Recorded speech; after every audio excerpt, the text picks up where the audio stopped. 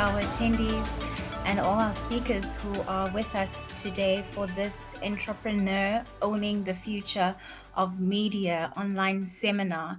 It has been quite a morning and into the afternoon now, where we've had some insightful, inspiring, incredible remarks from leading women in media and business who have shared their experiences, their challenges, as well as how they've been able to cross those barriers in leading successful media ventures. In the morning, we started off with CEO of fraymedia Foundation, Paula Frey, who gave us insights into how to rewrite the rules for women in media, from being a storyteller to being a CEO. And we also announced the grant award, which has officially launched today, and that is of the Pangisile Mchali Grant Award, which is for media professionals within the PR space. And thereafter, we heard from Kath McRobbie, who is the founder of Quote This Woman, who spoke to us about dealing with imposter syndrome, or the imposter phenomenon, as she calls it. And she was followed by Chantal Erfurt, who is the former editor and owner of Chantal's Yoga Dojo, who gave us a more deeper insight into spirituality, into mental well-being, as well as physical well-being, in order to be able to lead and sustain a successful business.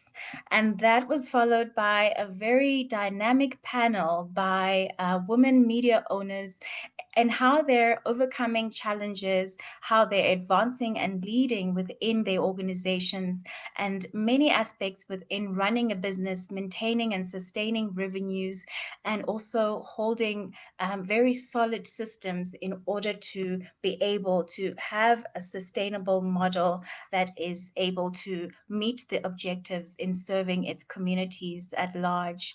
And that was moderated by Mama Ponya Motsai, the CEO of Frey College, and we heard from Slindile Kanyile, the co-founder of Likanyile Media Group, as well as Asha Mwilu, who's the founder of Debunk Media, and Tun Okewale Sonaya, the co-founder and CEO of Woman Radio 91.7 Nigeria.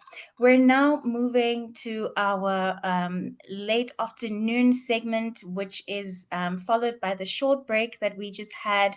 And we'll be hearing about practical sales strategies for media entrepreneurs and how you can successfully sell your product. And this is going to be presented by brand manager Prudence Tlhale. And thereafter, we'll receive our keynote remarks from Patricia Torres Bird from MDIF, who's going to be giving us remarks on owning the story, how media startups and lessons from media startups from the field. So without further ado, let me hand over to our speaker, Prudence Tlhale, who is an experienced marketing and commercial media sales professional who has harnessed the power of storytelling, branding, and platform influence to drive meaningful conversations. And her full bio will be shared in the chat here on Zoom. Please do continue to engage with us with your comments and your questions, sharing also your experiences as a woman entrepreneur or a business owner or journalist, navigating the space and carrying out the work in serving the communities that we are representing. It has been a remarkable and dynamic and inspiring conversation with leading women in media and in business, and how they are able to be breaking their barriers and shaping narratives and driving innovation in the industry. So we're really looking forward to more of this inspiration, more of this sharing, and a lot to take away from this seminar. And thank you once again to our speakers who have held the platform, and thank you to our upcoming speakers, and most of all to our attendees for being with us for this all-day seminar. So please, please join me in welcoming Prudence Tlhale, who is going to give us insights on how to enhance practical sales strategies. Thank you, Prudence, and over to you. Thank you so much, Bongiwe, and good afternoon to everyone who is on here, from the panel of speakers and most importantly, the attendees. Yeah, I think once you make such a commitment, to commit your time to such platforms, it really does show that there is that intent in making sure that you grow as an individual, and also just growing in your business as well.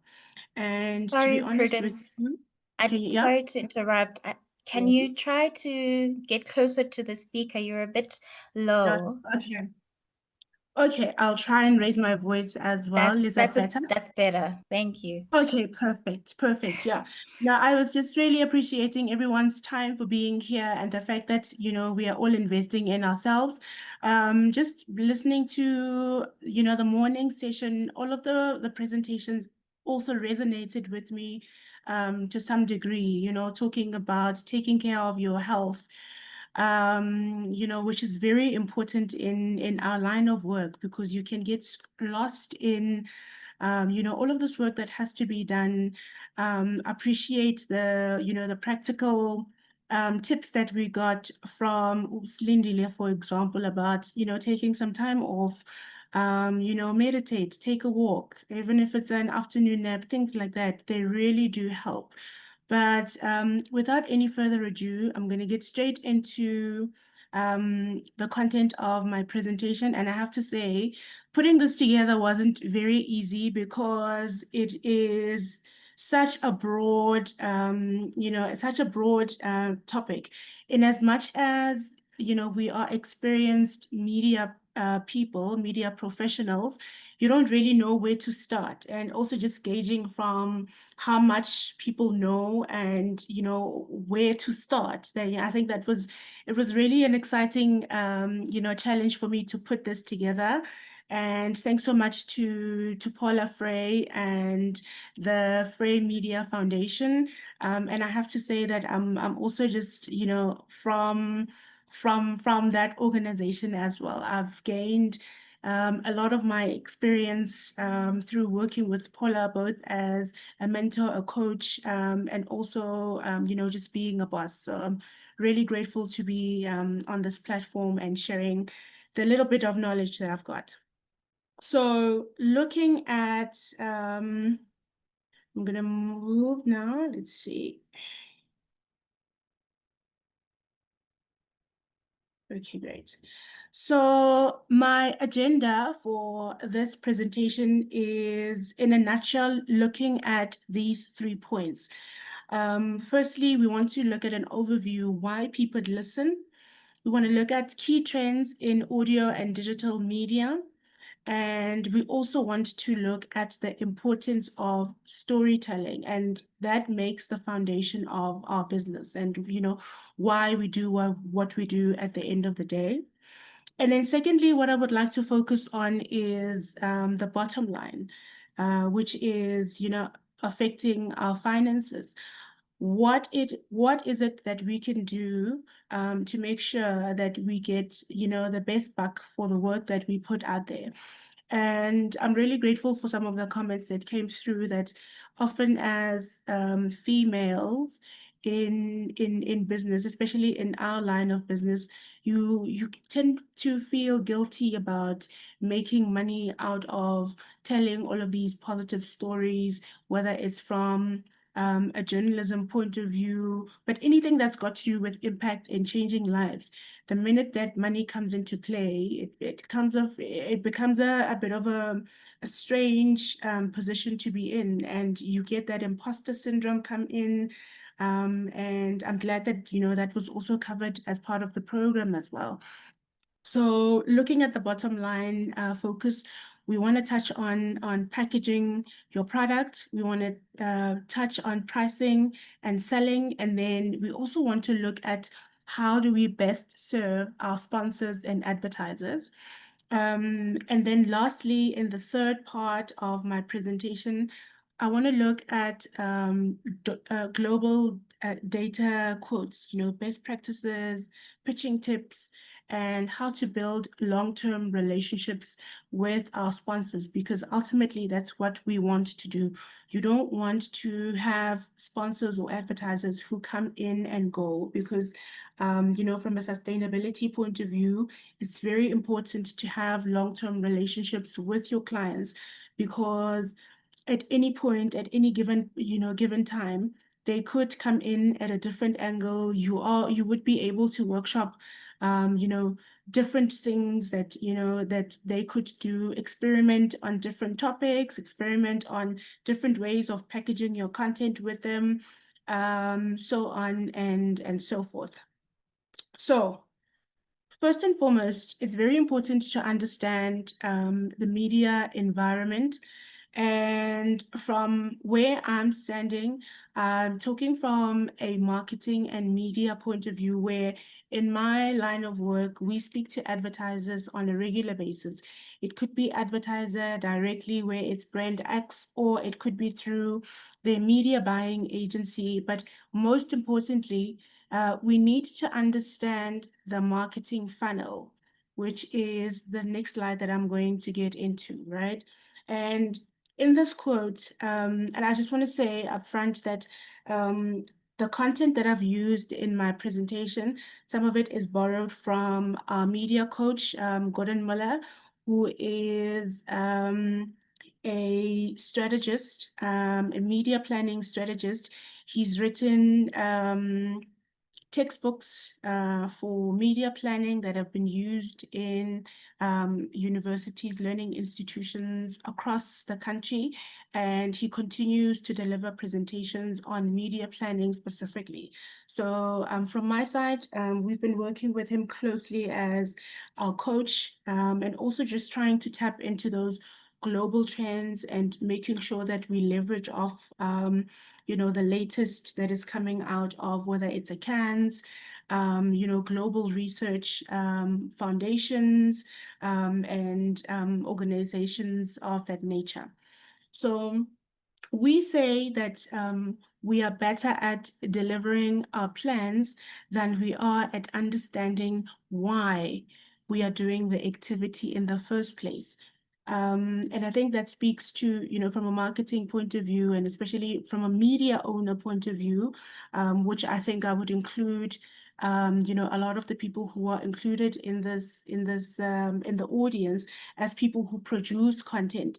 We're continuously just, wanting to churn out and say, buy this, buy this, buy this, buy that, but we don't tap into the why. And the why is very important. And I'm also just alluding back to some of the content that was covered on purpose and intent. That should be the main driver of everything that we do. It should be at the very heart of the content, the opportunities, whether it's in advertising, sponsorships, whatever. Why should be at the center of what we are doing. So looking at the marketing funnel, these points are very key to advertisers and sponsors. Whenever you engage with a marketing or a sponsor or an advertiser, you need to be aware of what level they are trying to engage with the audience, right? So just to take you through the marketing funnel right from the top all the way to the bottom. So at the top, we are speaking of awareness. So this is where we want to raise awareness about a certain product that we've got. It could be a new product that is out. It could be a product that has been there for a while, but we have found that people don't have enough information about it. So in anything that we do, when we need to get to a point where we convert our prospects into loyal customers, the first starting point is in raising awareness. So whenever you engage with your sponsors, it's very important to find out where in the marketing funnel they are and what objective do they want to get out of the relationship that they're starting to build with you. So it could be awareness, like I'm saying, awareness is your basic educational type of information. This is product X, this is what the product is about.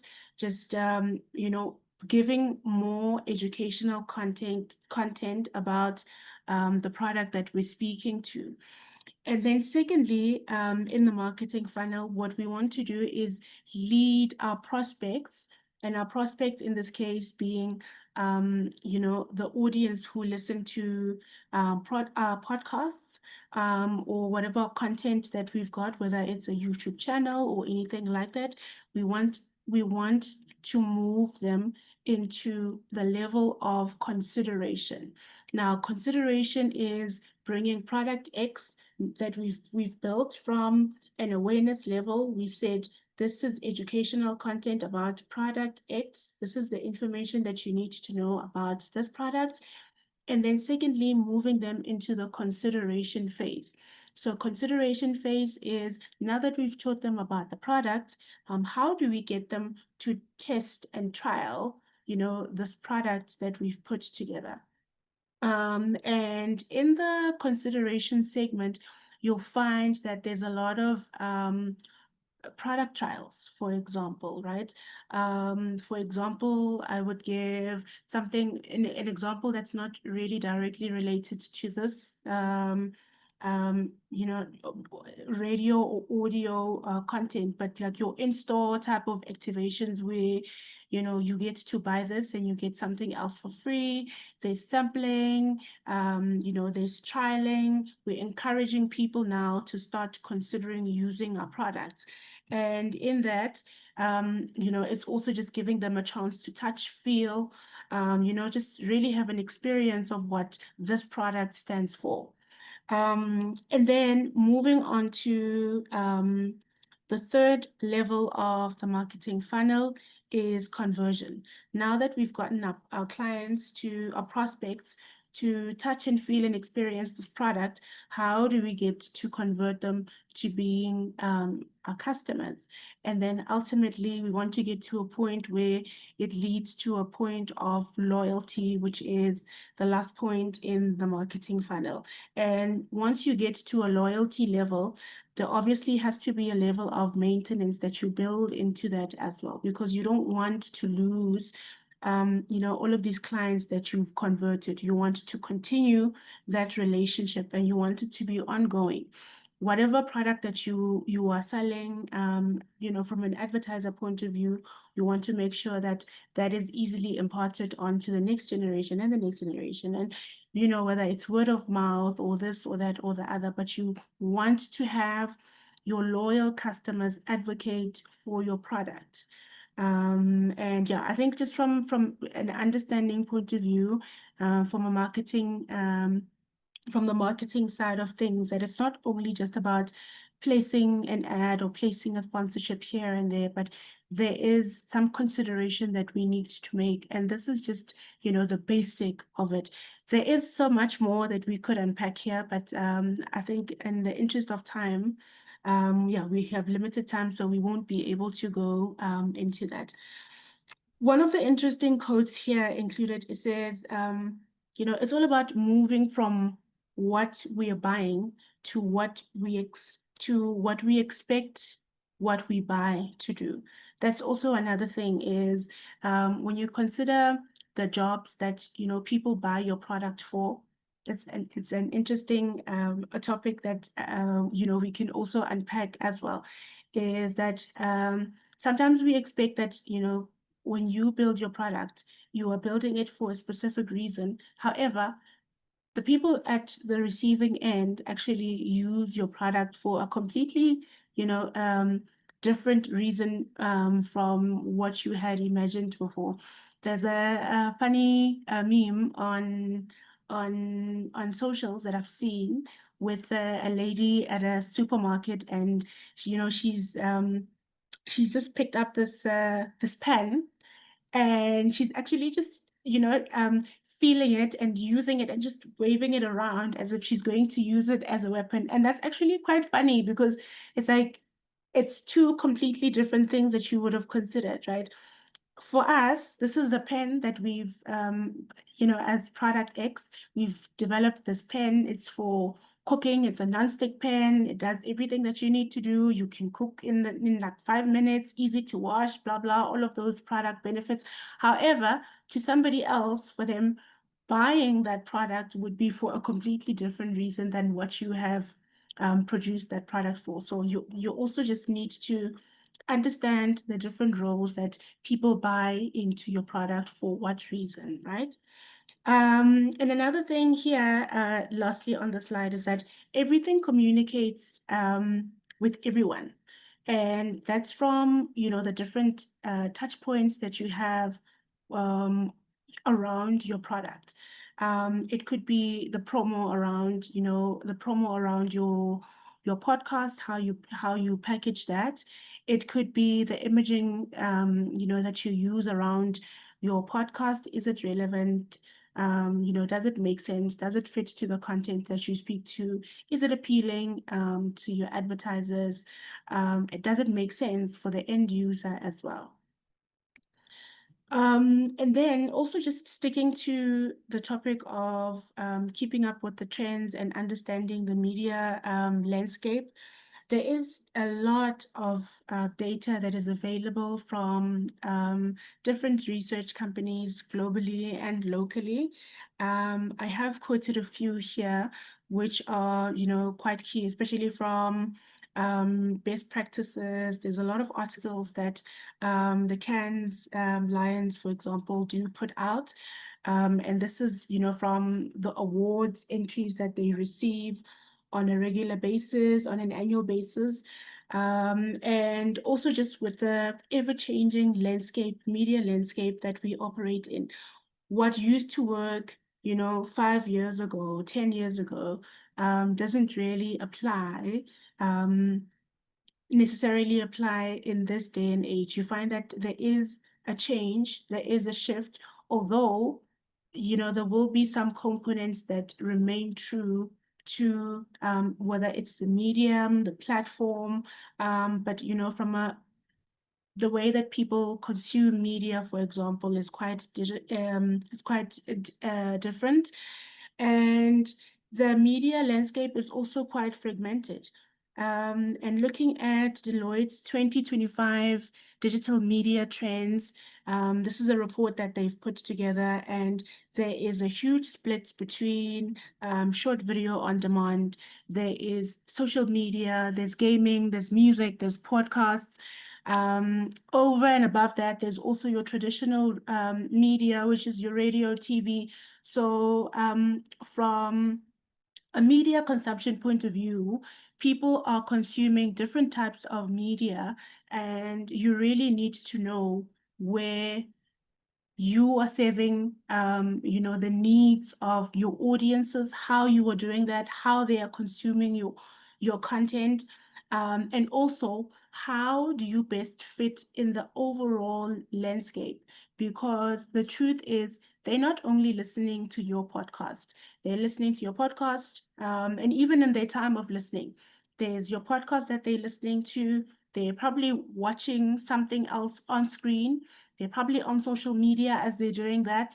They're probably ordering their food as well. There could be multiple things that, the audience is doing alongside listening to your podcast. And it's very important to understand the terrain. It's very important to understand the environment in which you operate, so you know how to optimize and where you can leverage, right? And also just in packaging your story and in packaging your product, it also needs to be in a way that fits within your audience's need.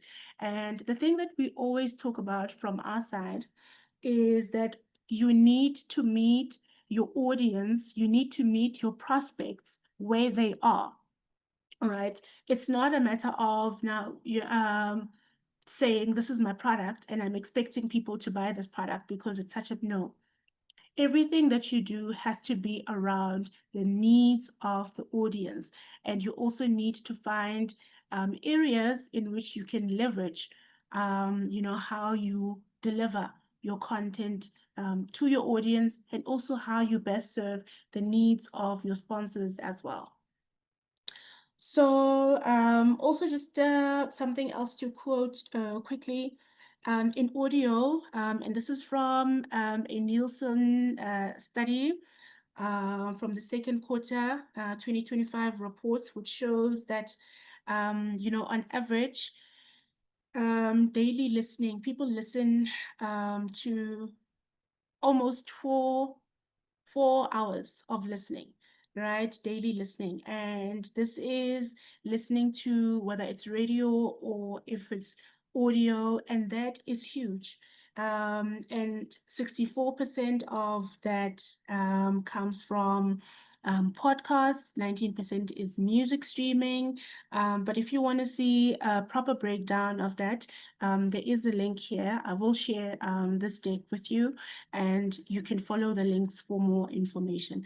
But I think more importantly, what I wanted to demonstrate here is that it's very important to understand the environment in which you operate over and above, just the content that you produce, but know the environment, know your competitors, and know what other media platforms are serving to your audience, because that will also help you in identifying your niche, and in also packaging what it is that you can offer your sponsors and your advertisers at the end of the day. So quickly, just looking at the 7 mood states, and this is, why people listen to what they listen to at the end of the day. And this is also from another study, which I will add the source here when I share the deck. But otherwise, when it comes to the 7 listening mood states, what we know is that people listen to audio and radio. Firstly, it could be to lift my mood. It could be to help me escape. It could be to keep me in the loop. It could be to keep me company. Another reason is to amplify the moment. And then another reason is to provide social currency. And that's just from a companion point of view. And also another one is broaden my horizon. So out of these 7 need states, you also need to choose which need state does my product speak to.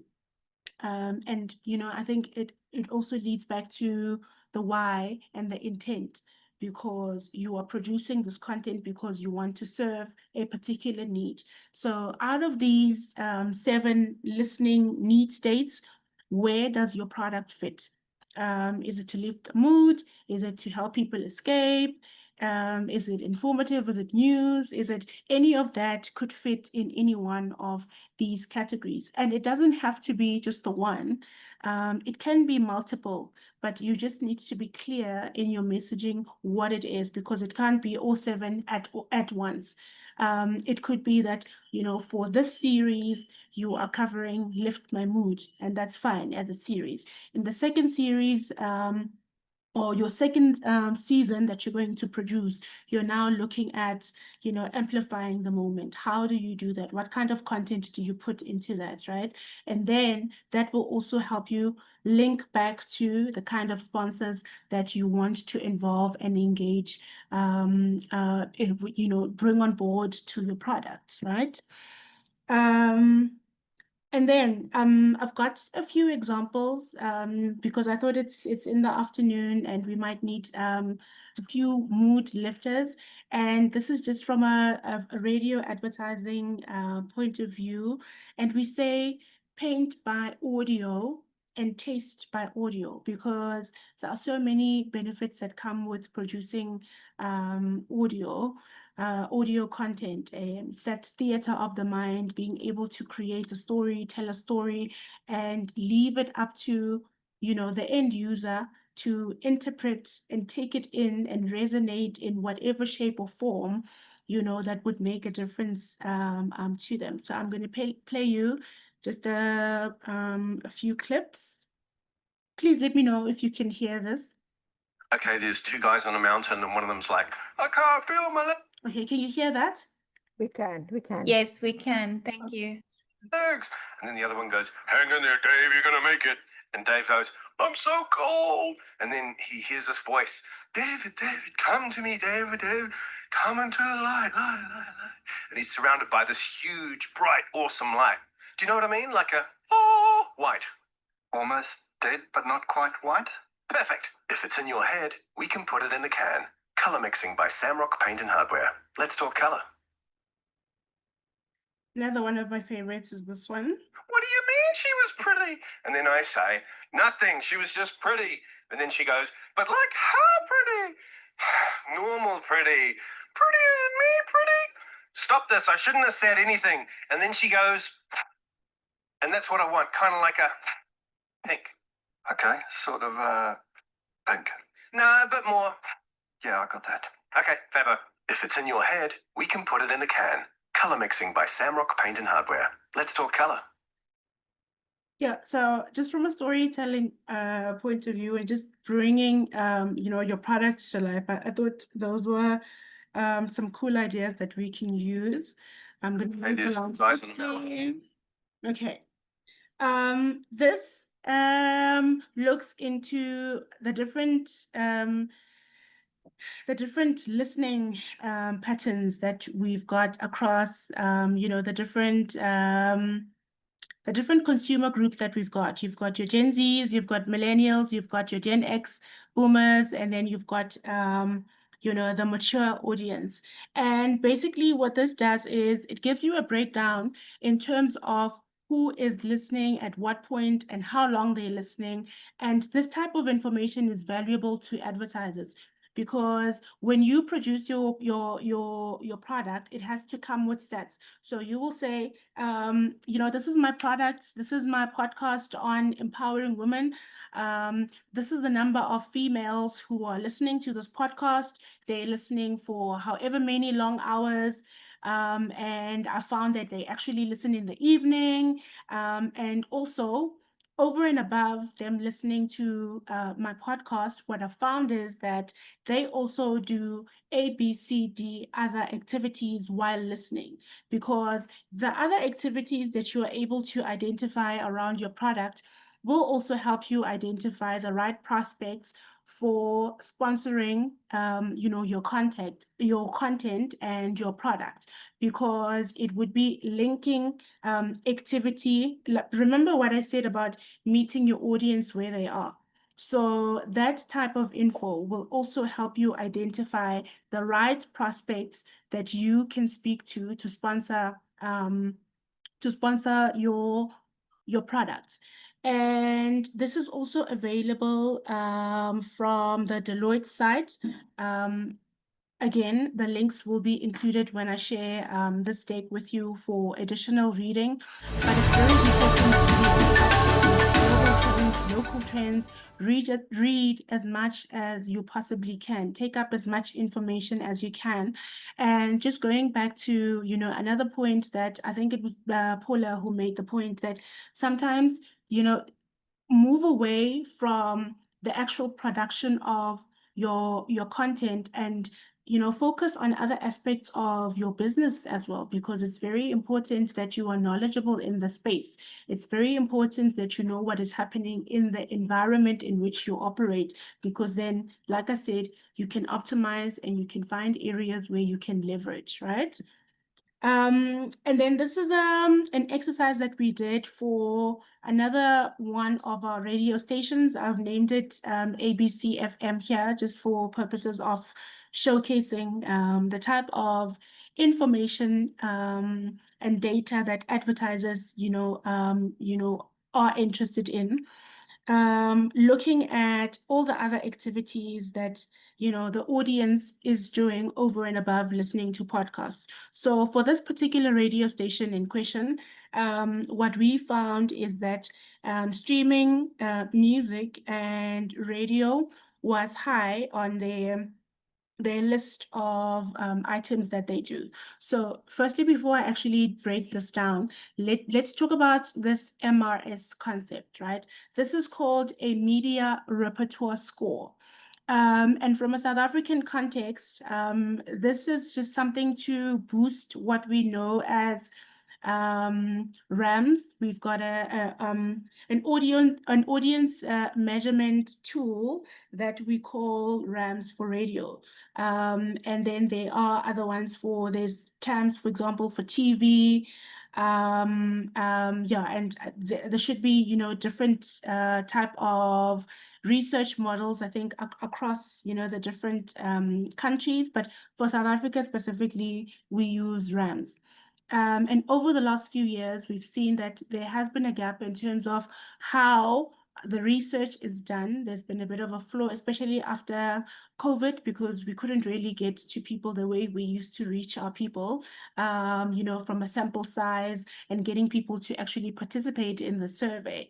So, to amplify the data that we get from RAMs, we then started looking at what is called the media repertoire score.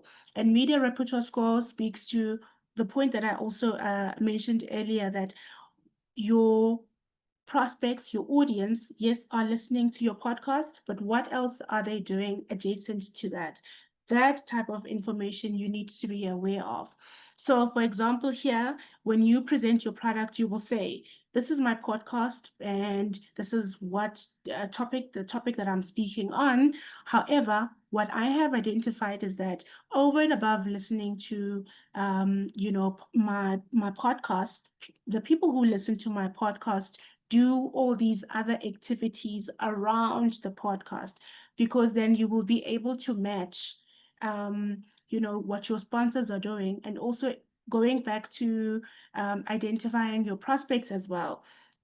For example, if you look at streaming and listening to music, being on social media, engaging on social media, access to online news, watching YouTube, short videos on demand, whether it's movies or shows or streaming like that, online shopping, whatever. You would be able to create a short list of who you want to target. And then what is also key is that you have a look at the activity that they're doing on these platforms. Because you go to, for example, I would say Unilever, for argument's sake, right? And you would have to have a look at what Unilever is saying in line with the kind of content that you are pushing.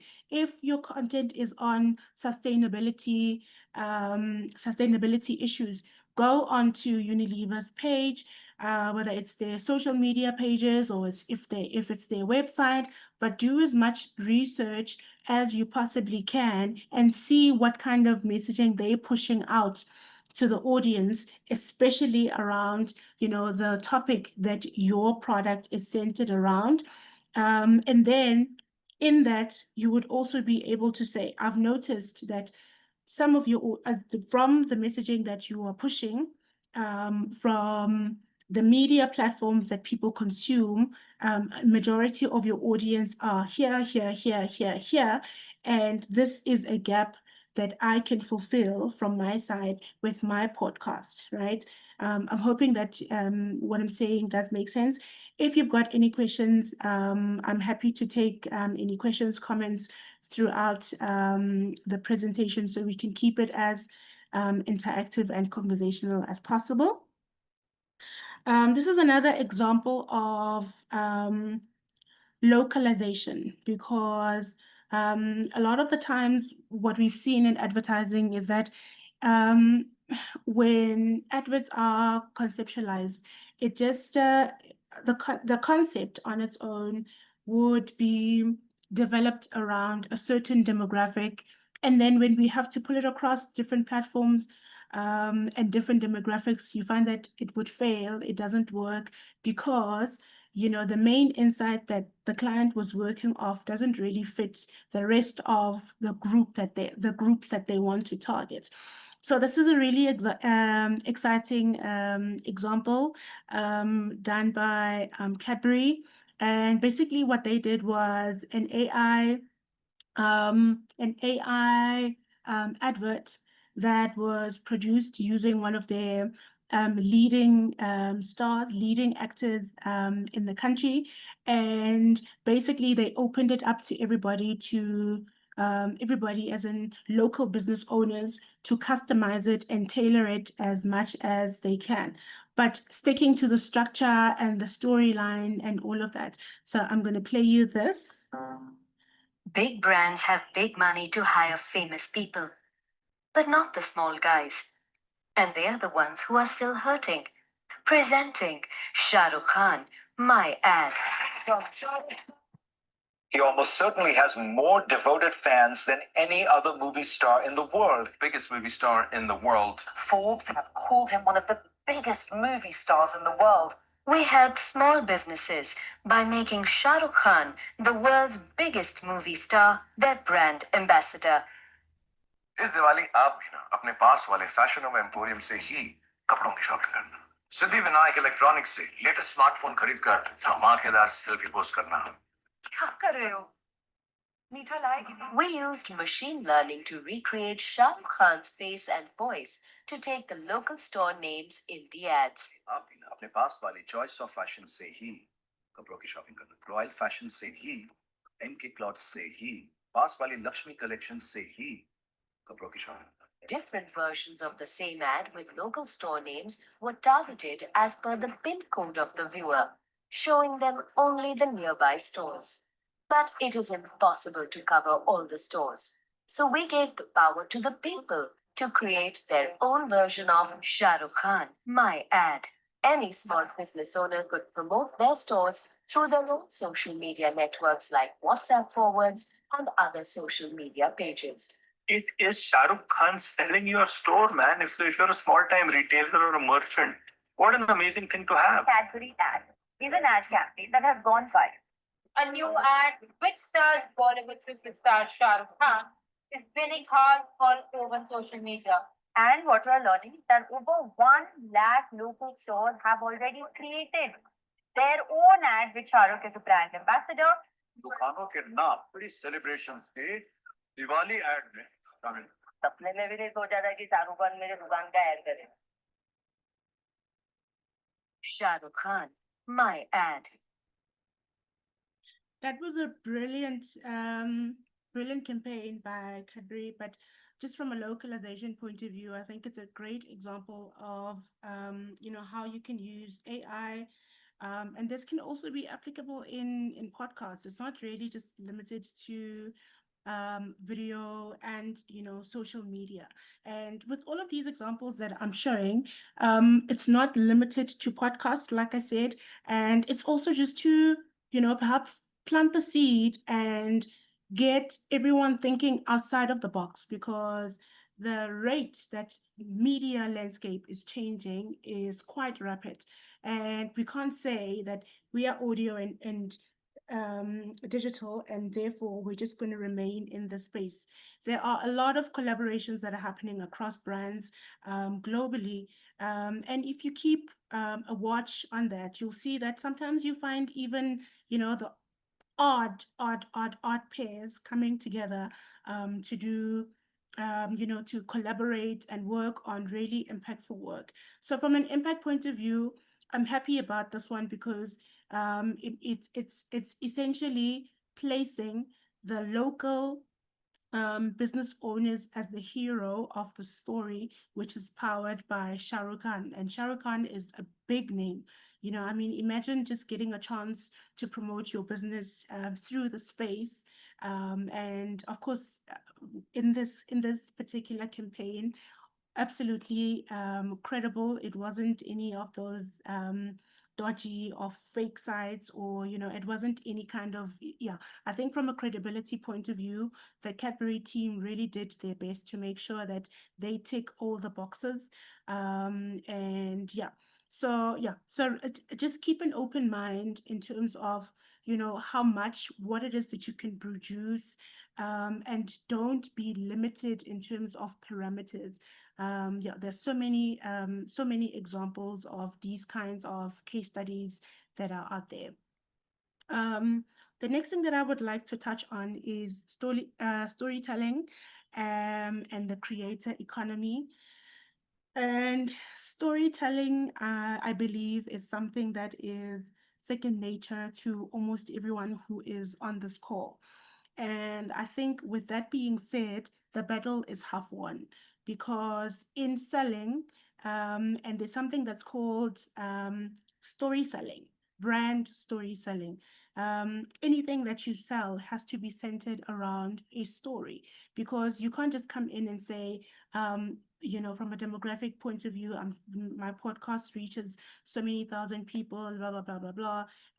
And then where's the relevance? So from a storytelling point of view, that's where, your skills, do come into play because then you can say, um, you know, for example, building a life off. So if you've identified, once you've identified your listener, you can create a listener profile and say, the person who listens to my podcast typically is Prudence Tlhale. She is this age. She's a mother of two. This is what she does. This is how a day in her life looks.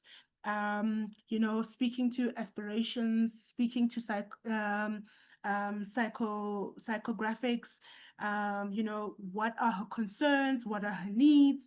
So that's how you would build your story in terms of, enticing or bringing on your sponsor on board, obviously tying back to the type of product that you are producing.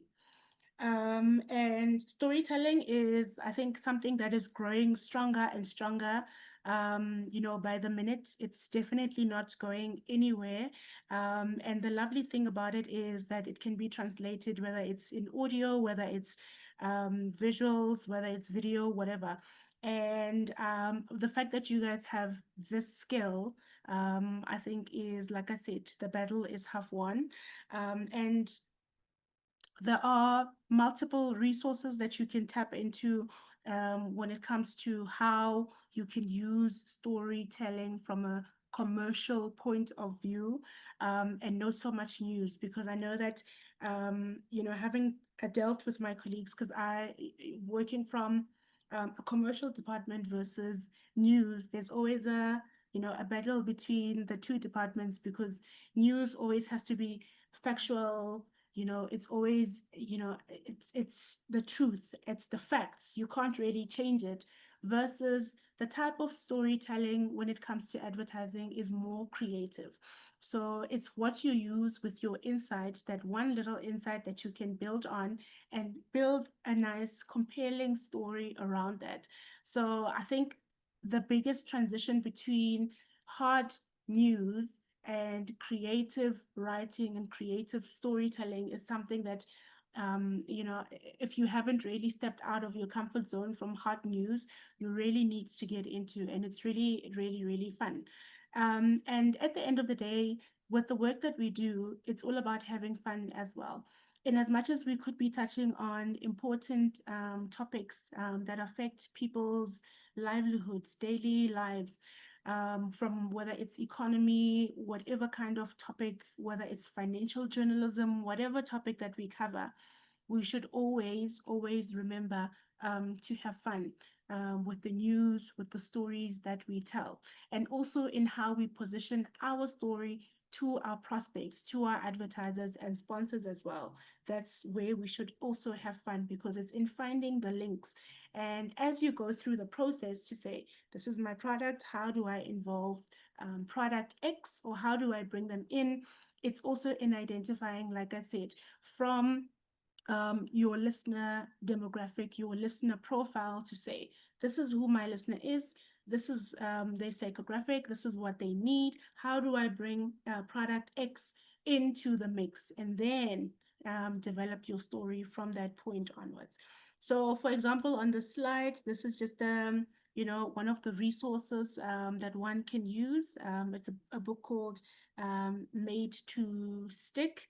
And it was also highlighted through Cannes as, one of the main books to references that one can use for this. Now, leading into what buyers value, and buyers being prospects, buyers being the advertisers, the sponsors. More than anything, engagement and attention is very important. And like I said, people are engaged in multiple platforms. They're not only just listening to your podcast, or whether it's just watching a video program that you've produced, but there's all of these multiple other elements, that everything else that is happening around them. But attention is very important.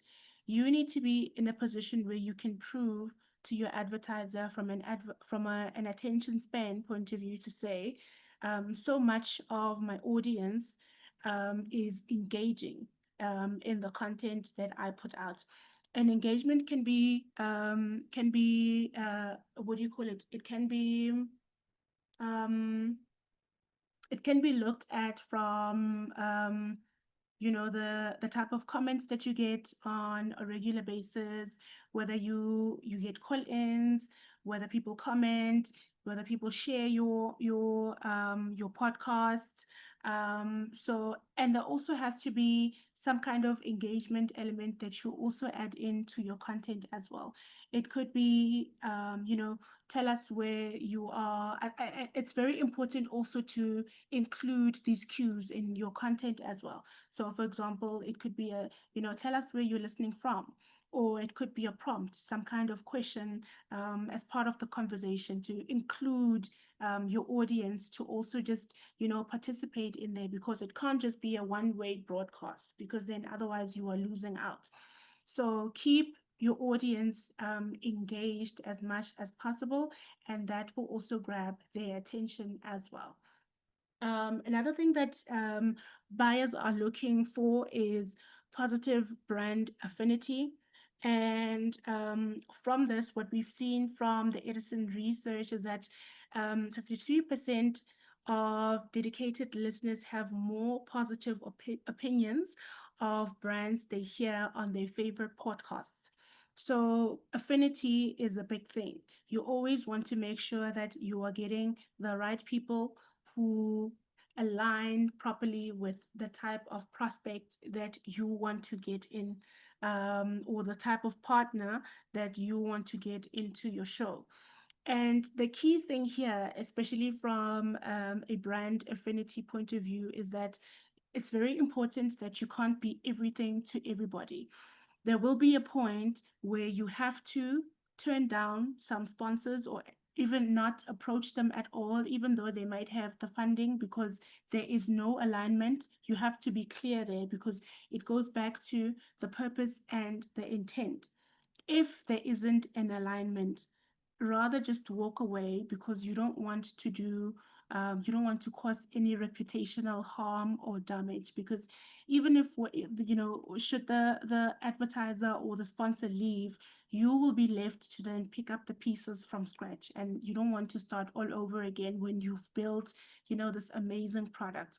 So brand alignment is very important with all the prospects that you approach, and that you affiliate yourself with. Because from an affinity point of view, it's not only just affinity for the brand or the sponsor, but it's affinity for your product as well, and your name behind the product as well. And then another one is purchasing intent. And again, from Edison research, what has been found is that 56% of super listeners, and super listeners are people who would listen on a regular basis, say that a podcast ad makes them more likely to purchase that product. Again, going back to alignment and affinity, you want to make sure that you are speaking to the right prospects that have a good fit to your product, and ultimately serving the listener at the end of the day.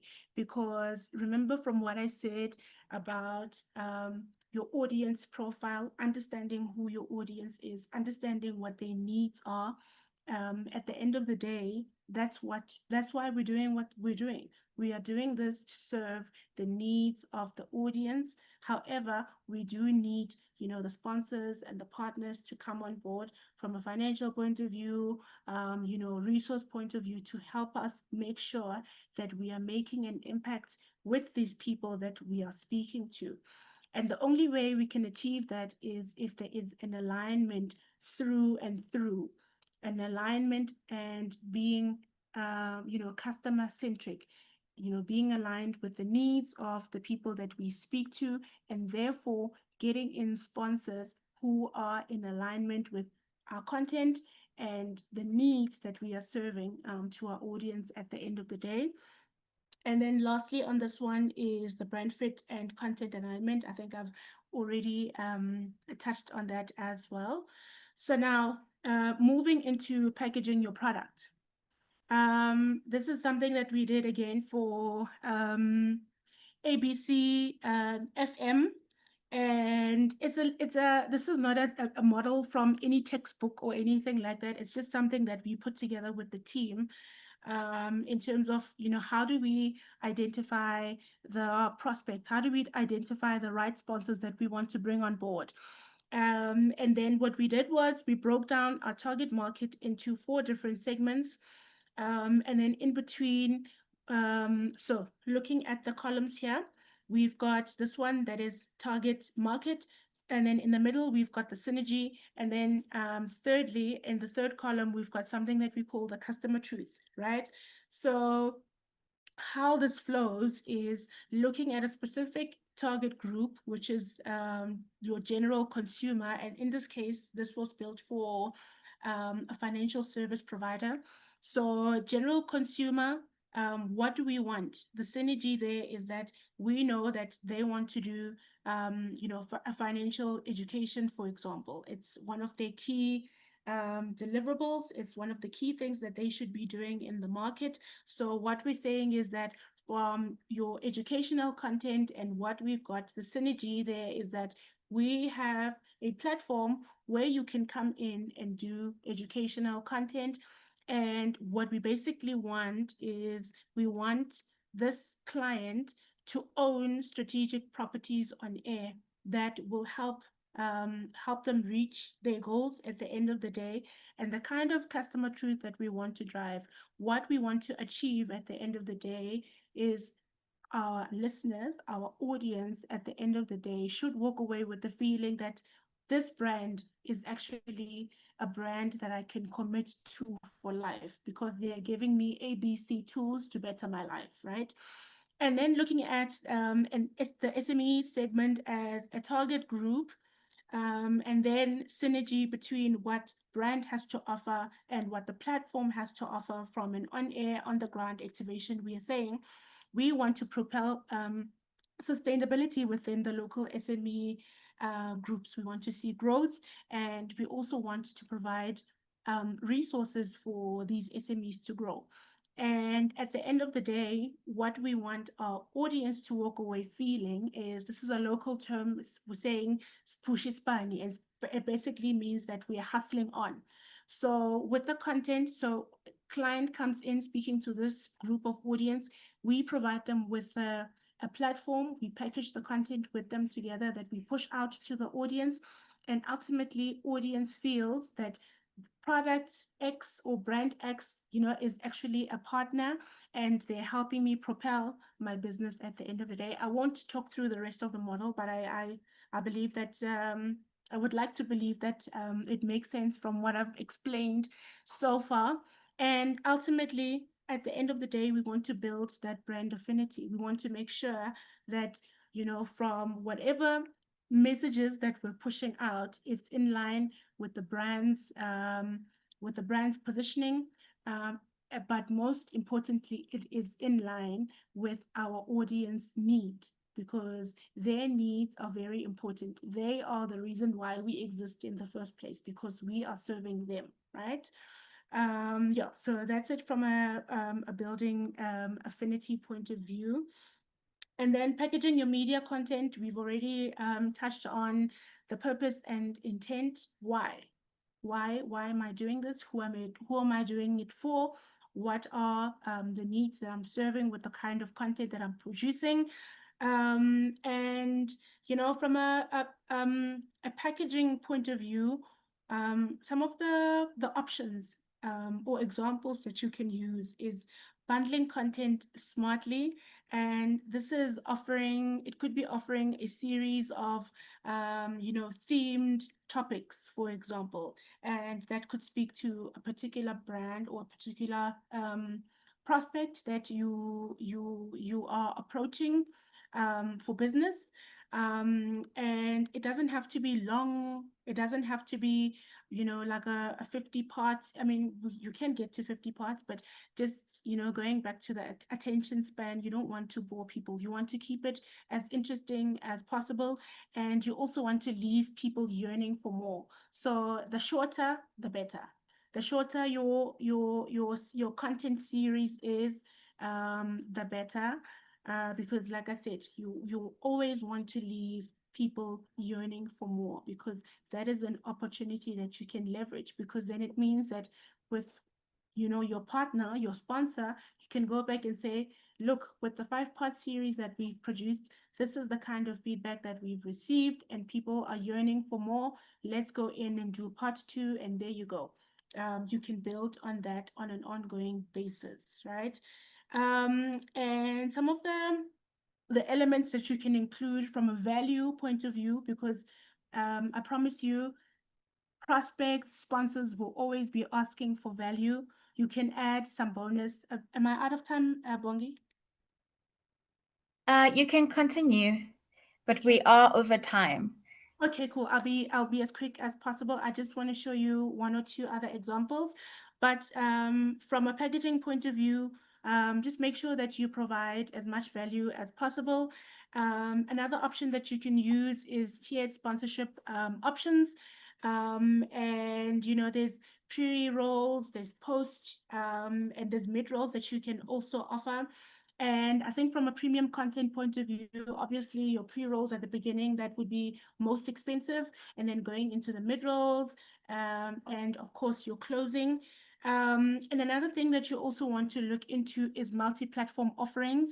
And yeah, like I said, remember that your audience is not only just listening to your podcast at a time. They're listening to your podcast and doing A, B, C, D, several other things. How do you make sure that you leverage off of those? And in terms of building value into your product, what else can you offer there, right? And then additionally, just speaking into how you package your content. We've touched on the episodes and how you can package those. We've touched on bundled services as well. And I'm going to leave it there for now and get into this. This is an example of multi-platform campaign. So also one of the award-winning campaigns that came out of Cannes.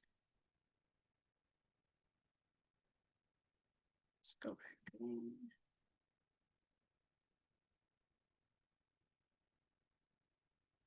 Okay, it's not playing. All right, so I will skip that one. And then when it comes to pitching confidently, it's very important that you frame your product as a media property and not just a show. You always need to show demographics. You always need to be transparent in terms of the number of people that you speak to, and don't make up the numbers, because that will hurt you. It will hurt your product in the long run. You need to show engagement, and showing engagement is also just adding in those prompts within your episodes, within the kind of content that you produce. Allow your audience to give you feedback, because you can build on that, and ultimately that will help you reach the sponsors that you want. You should be able to also package case studies, what has worked well. If you've got a campaign that you did, even if it wasn't sponsored, package that into a case study. This is what I was addressing. This is the type of response that I got.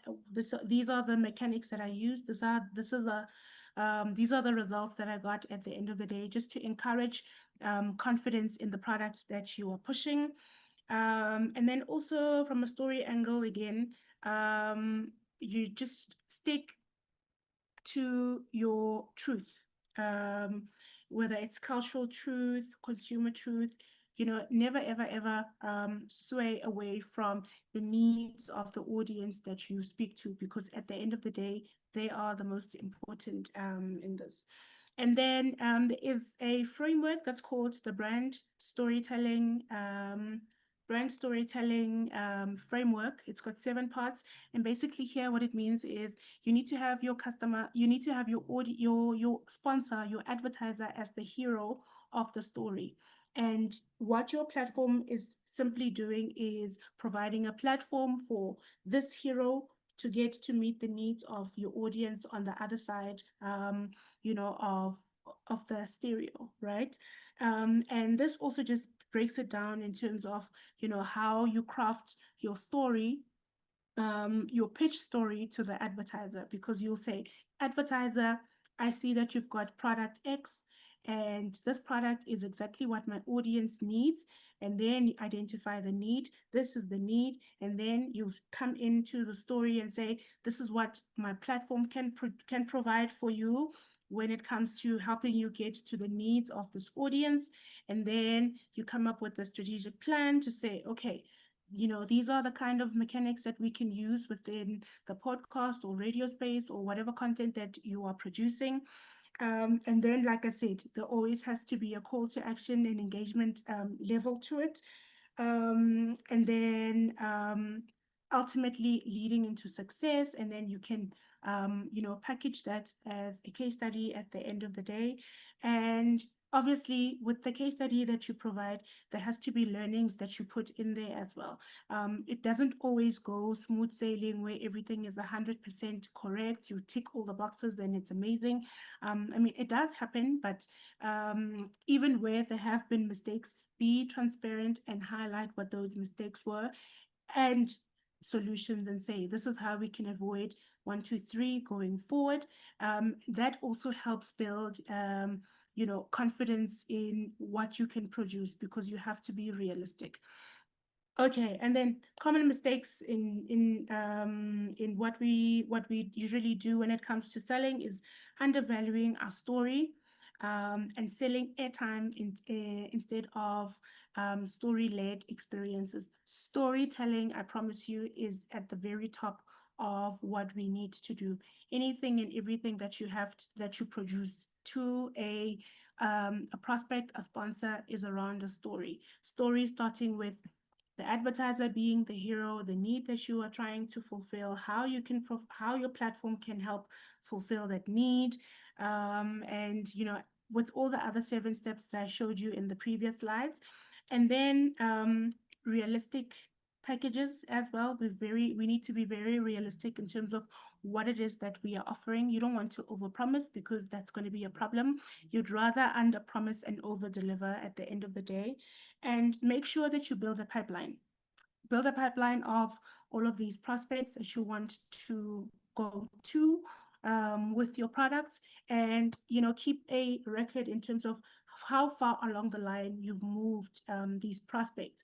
And that goes back to that framework that I was showing you in terms of the different target markets, what it is that you can offer, and what you want to achieve at the end of the day with that specific sponsor, for example.